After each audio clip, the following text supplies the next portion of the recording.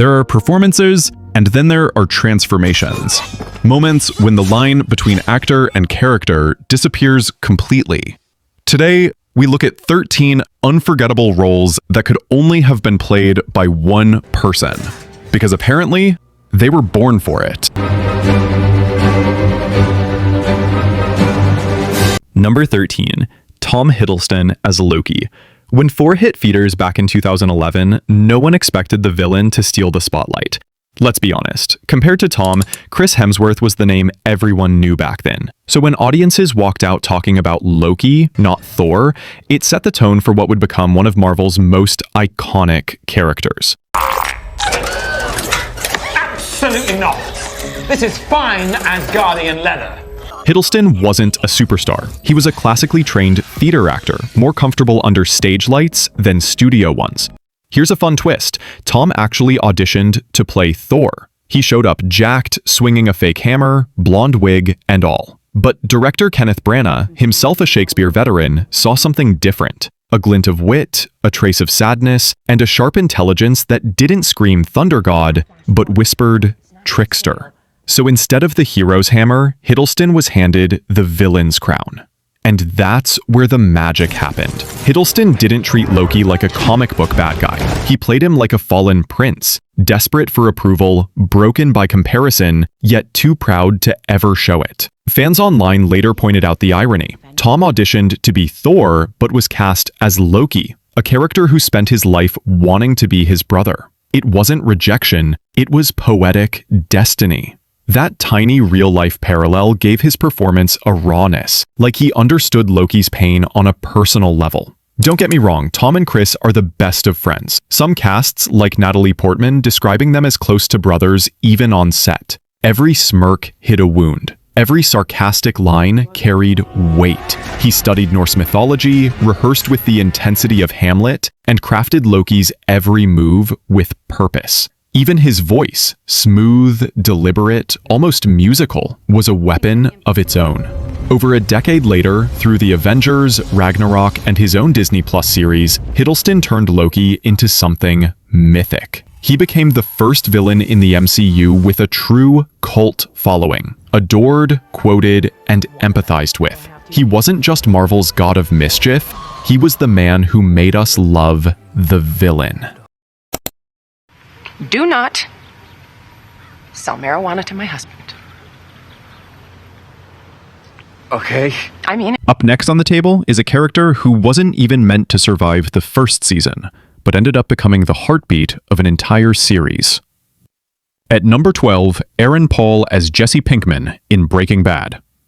Before his big break, Aaron's life was far from Hollywood glamour. He was struggling, broke, unknown, and barely scraping by in Los Angeles. He'd bounce between cheap commercials and one-episode cameos just to make rent. At one point, things got so bad that he had to call his parents and ask for money to pay for his apartment. He told that story years later on The Late Show with Stephen Colbert, still humbled by how close he came to giving up. Then came a script, a dark little show on AMC about a high school chemistry teacher turned meth cook. Aaron walked into that audition not knowing it would change his life forever. He wasn't the first choice. In fact, Jesse Pinkman was supposed to die after season 1. But the chemistry, both literally and emotionally, between Aaron Paul and Bryan Cranston was too good to kill off. Oh, this is a good look for you. And you're maybe only the world's second biggest homo. Could you shut up and help me? Oh, yeah. Oh, yeah. Work it, baby. Work it. Turn that off! Paul gave Jesse something rare, heart. He wasn't just a junkie sidekick. He was a broken kid searching for meaning, morality, and forgiveness in a world that had none. You could see his pain in the way he said, "Yeah, science," to hide his fear, or when he whispered, "He can't keep getting away with this." Jesse wasn't acting. He was Aaron, vulnerable, real, human. Every "yo" carried exhaustion. Every tear felt like it came from a place too personal to fake. From struggling actor to Emmy winner, Aaron Paul became one of television's most celebrated performers, eventually earning over $120,000 per episode in the later seasons. But no paycheck, no trophy, captured what he gave to Breaking Bad. Jesse Pinkman was supposed to disappear after a few episodes. Instead, he became its soul. Is that from now on? At number 11, Heath Ledger, the Joker. When Christopher Nolan announced that the handsome Australian heartthrob from A Knight's Tale was going to play Gotham's chaotic clown, fans lost it. Message boards were brutal. The pretty boy from 10 Things I Hate About You as the Joker? No one could see it. But Heath could. He saw madness not as noise, but as art. To prepare, he locked himself away in a hotel room for 6 weeks. He filled journals with the Joker's handwriting, experimented with laughter, posture, even the way he breathed. He built a psychology, a philosophy of chaos. And when he came out, he wasn't the same man. On set, Heath didn't just perform, he embodied. That chilling lip lick, the hunched shoulders, the voice that danced between playful and psychotic. None of it was in the script. It was Heath, improvising, creating something unpredictable every take. Even his co-stars, Christian Bale, Michael Caine, said they were genuinely unsettled by his presence on set. Behind the scenes, though, it came at a cost. Ledger struggled with insomnia, often taking sleeping pills just to calm his mind. Friends said he was drained, emotionally, physically, but determined to finish what he'd started. When The Dark Knight premiered, it wasn't just a movie, it was a revelation. Ledger's Joker wasn't cartoonish, he was terrifyingly real, a reflection of chaos itself. Critics called it one of the greatest performances in film history. He won the Oscar, posthumously, for Best Supporting Actor. Heath Ledger left behind not just a character, but a legacy no one will ever touch. Coming in at number 10, a character so unpredictable, so bizarre, that even Disney didn't know what to make of him. Johnny Depp as Captain Jack Sparrow. When Depp first walked onto set, nobody expected that. The eyeliner, the slurred speech, the swagger that looked half drunk, half genius. Disney execs were confused. One even asked if he was drunk for real. But what they didn't realize was Johnny had built something iconic. He didn't base Jack on your typical pirate. He studied Keith Richards from the Rolling Stones, the rock star swagger, the unpredictable charm, and mixed it with the mischief of a cartoon trickster. What came out was part poet, part lunatic, and somehow pure magic. Behind the wild eyes and beads was a man deeply invested in his craft. Depp would improvise entire scenes, rewrite dialogue on the spot, even invent Jack's signature walk, that off-balance swagger that somehow always led him exactly where he wanted to go. It wasn't in the script, it was just Johnny being Johnny. Before Pirates, Depp was already a respected actor, but not a global phenomenon. Jack Sparrow changed that overnight. He earned his first Oscar nomination and became the face of one of Disney's biggest franchises. Please, they're not even loaded.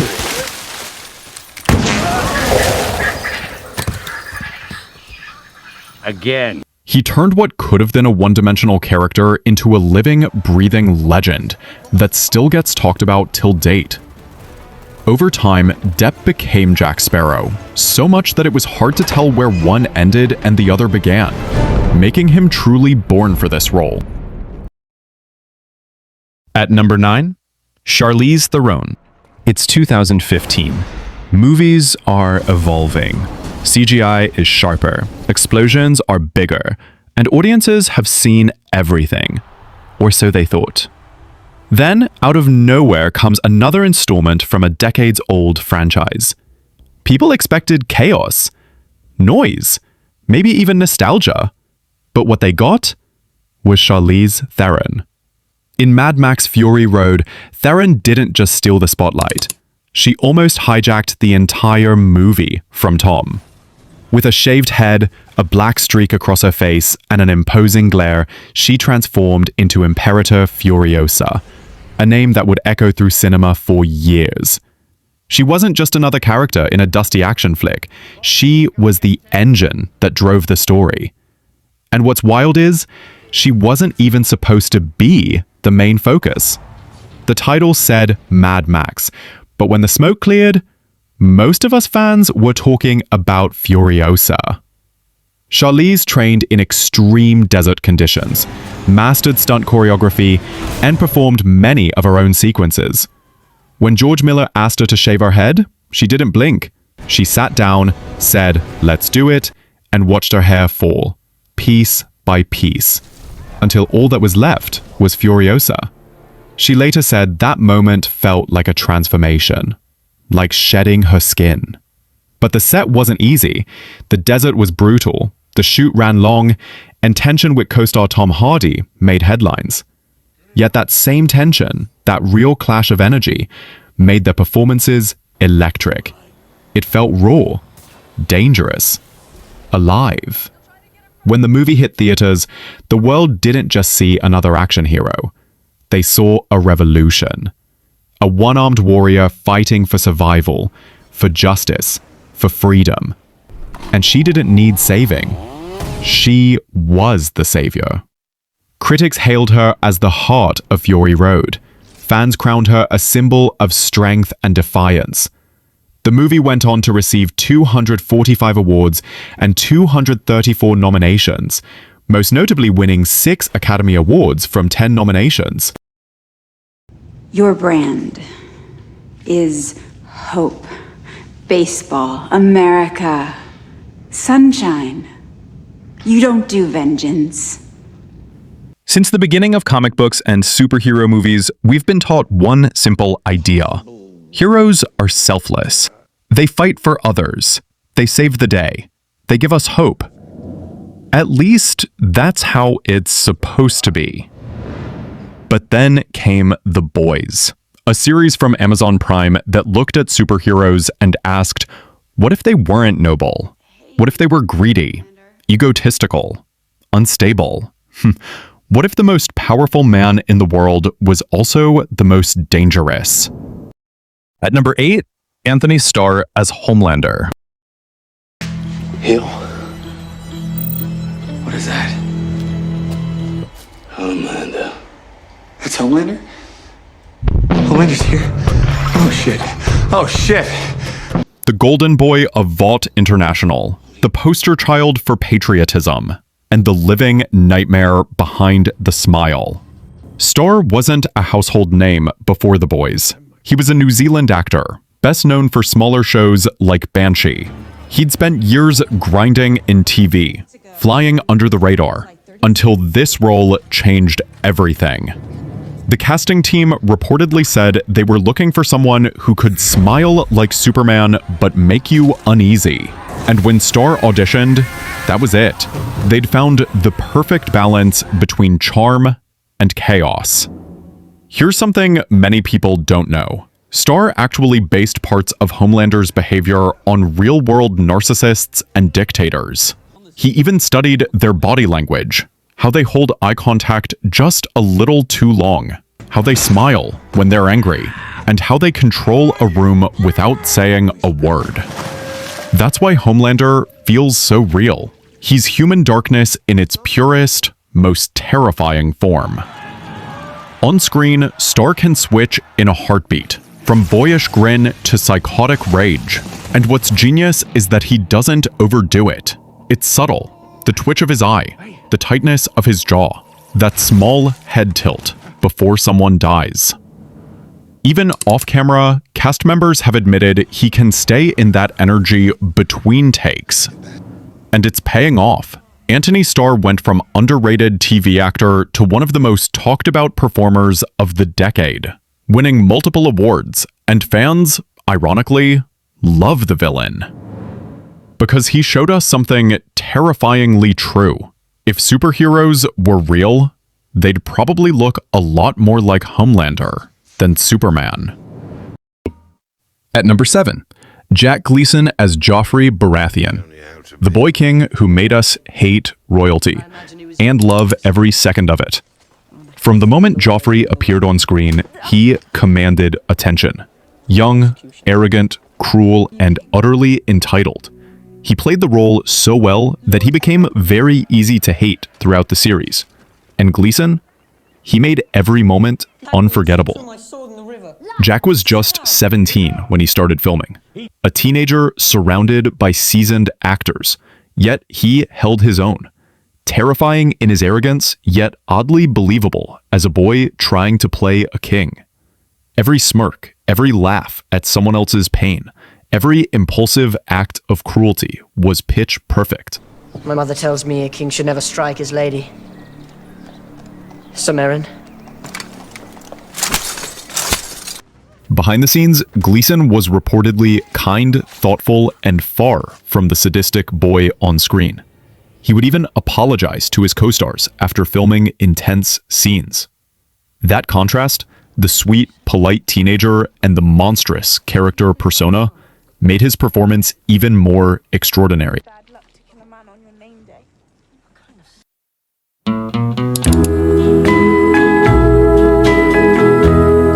At number 6, this man turned legal advice into performance art. Any guess? Bob Odenkirk as Saul Goodman in Better Call Saul, prequel to the popular series Breaking Bad. When Breaking Bad first introduced Saul back in 2009, he was comic relief, the sleazy lawyer with loud suits and even louder confidence. But Odenkirk turned that side character into a phenomenon. He wasn't just funny, he was real. And every time he appeared, the watch just got better. Behind every fast-talking line, sweet hand gestures, and crooked deal was a man who desperately wanted to matter. Here's what's wild. Before Breaking Bad, Bob wasn't known for drama at all. He came from a comedy background. Saturday Night Live, Mr. Show, sketch writing, improv, punchlines. So when Vince Gilligan cast him, even fans were skeptical. Could a comedian really hang with Bryan Cranston in a crime drama? Saul Goodman, or Jimmy McGill, became one of the most complex characters in TV history till date, with intricate backstory. And when Better Call Saul premiered, Odenkirk showed us who this man really was. A hustler with a heart. A dreamer with dirt on his hands. A lawyer who tried to play by the rules until the rules broke him.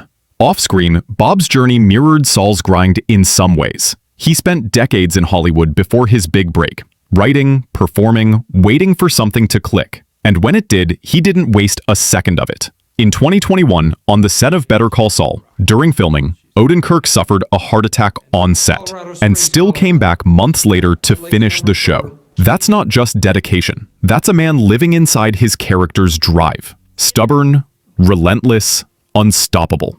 Just like the character he portrayed.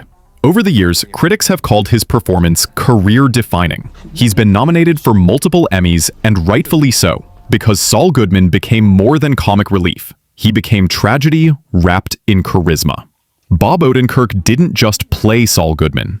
He redeemed him, turning the loudest man in the room into one of TV's quietest heartbreaks. At number 5, Robert Downey Jr. as Tony Stark, a casting so perfect it blurred the line, so much that it was hard interviewing RDJ without thinking Tony Stark was in front of you. When Iron Man hit theaters in 2008, no one knew what to expect. Marvel wasn't the juggernaut it is today. Iron Man wasn't a household name, and Robert Downey Jr., he wasn't Hollywood's golden boy. Not anymore. Years before the red and gold armor, Downey had fallen hard. Addiction, arrests, rehab, Hollywood had all but written him off. He'd gone from Oscar-nominated prodigy to tabloid cautionary tale. And then came a second chance, a role about a genius who loses everything and builds himself back up, piece by piece. Tony Stark wasn't just a role, it was Robert's mirror. The arrogance, the wit, the self-destructive brilliance, it was all him. But so was the redemption. Director Jon Favreau fought for him when the studio said no. He saw something no one else did.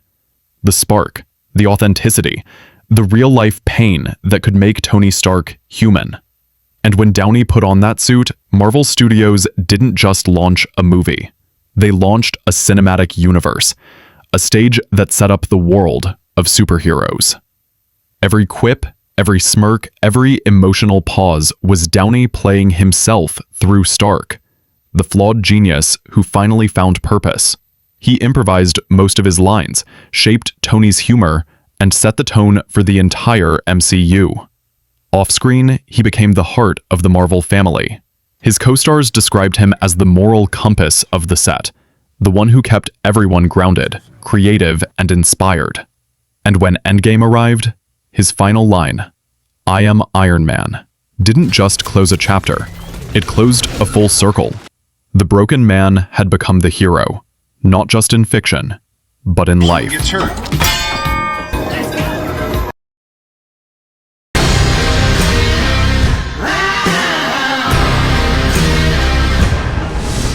At number 4, the devil himself, Tom Ellis as Lucifer Morningstar. When Lucifer first aired in 2016, most people didn't know what to expect. A show about the literal devil living in Los Angeles, running a nightclub, solving crimes, and flirting with everyone in sight? It sounded like madness. But then Tom Ellis walked on screen, and suddenly sin looked stylish. Ellis brought something rare to the role, effortless charm. His Lucifer wasn't just evil or arrogant, he was magnetic, a fallen angel with a British accent, a wicked sense of humor, and just enough vulnerability to make you forget he's supposed to be the bad guy. What makes his performance brilliant is how balanced it is. One moment, he's seducing a suspect with wordplay. Another, he's walking away from consulting room with half-baked information. The next, he's broken, searching for meaning, for forgiveness, for himself. Ellis played Lucifer as a man trapped between heaven and hell, not by punishment, but by emotion. Before Lucifer, Tom Ellis was mostly known for small roles on British TV. He'd never been a global leading man, but this role changed everything. Fans across the world fell in love with his smooth voice, his mischievous smile, and his ability to turn even a single eyebrow raise into art. Fun fact, Tom actually based parts of Lucifer's rhythm and speech on classic British performers like David Niven, and infused it with his natural Welsh charm. It gave the devil an elegance that made temptation look refined. But behind the charisma was a man dealing with loneliness, guilt, and love. And that's where Ellis truly shined. He gave the devil a soul. He made you root for the fallen one, changing the one-dimensional thinking frame. And he did all this through the portrayal of one of history's most antagonized persona. Tom Ellis played Lucifer Morningstar perfectly, that it's hard to think someone could have done a better job with saying detective. For once, in a very long time, Hollywood gave us something original. No superheroes, no remakes, no borrowed universes. Just a bold, strange, almost poetic idea. A future where the entire human race has lost the ability to see.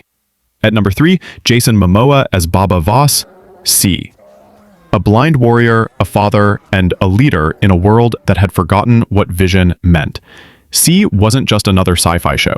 It was primal, physical, emotional, the kind of story that forced you to observe, to imagine what fear, love, and rage might sound like when you can't see them. For Momoa, this was a transformation. He trained for months to move like a man without sight, learning how to sense space, feel air currents, and read the world with touch and sound. He even helped choreograph the fight scenes himself, making sure every strike, every step felt grounded and real. And for once, it wasn't about muscles or spectacle. It was about heart, about a man who loved his family. See might not have been the biggest hit on Apple TV+, but it proved something vital, that Jason Momoa wasn't just a blockbuster face. He was a storyteller, and Baba Voss was as real as anything.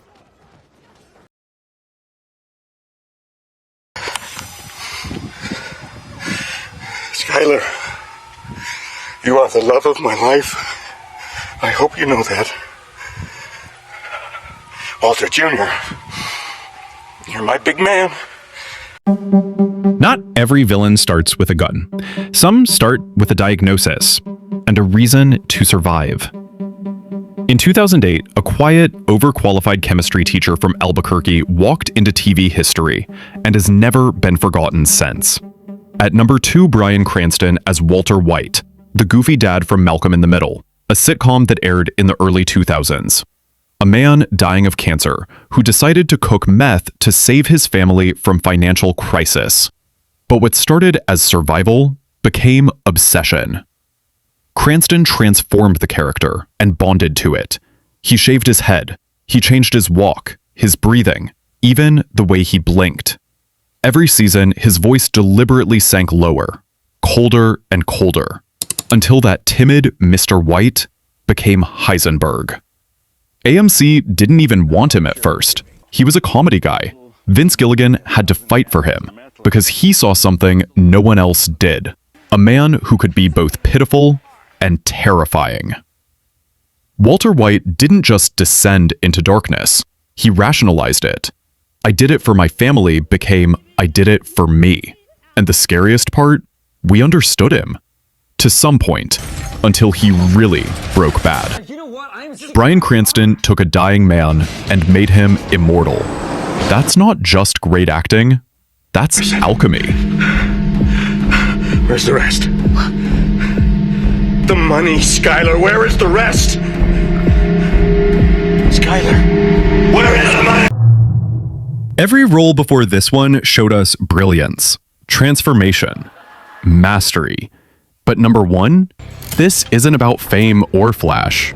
This is about passion, about a man who lived his character long before the cameras ever rolled, a role he fought for, a story he protected, and a world he refused to let anyone misunderstand.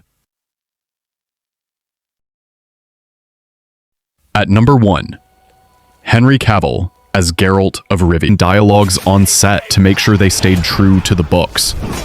That's not ego. That's respect.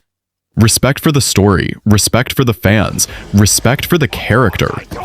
And Henry's Geralt wasn't just a man who'd seen too much and said too little. And somehow, Cavill made that silence feel louder than any speech. Off-screen, Henry was known for building his own PC, for staying out of the Hollywood noise, for being, well, just unapologetically himself. That integrity, that nerdy, grounded, disciplined energy bled into Geralt completely. And when he announced he was leaving The Witcher after season 3, the internet and fans didn't take the news lightly. Because deep down, everyone knew he was Geralt.